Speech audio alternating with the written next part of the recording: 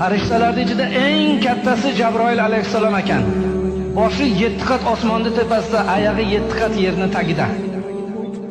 O'shanda zot 300 ta qanoti bor ekan. Qanotini yozsa yer yuziga qopqa qo'yib qolar ekan.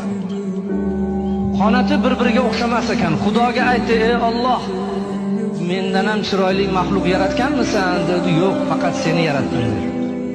O'sha Jabroil alayhissalom shuni shukronasiga 2 rakat namoz o'qidi.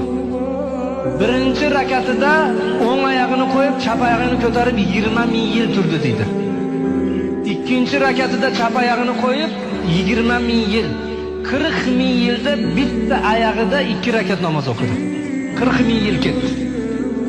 Boshini sajdaga qo'yib: "Ey Alloh, ojizlikman qilgan ibodatimni qabul qil" dedi.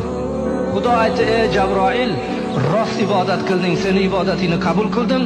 Sendan keyin hech kim bunaqa ibodat qila olmaydi. Magaram oxirgi zamonda Habibim Muhammad alayhisalomning ummatlari keladi.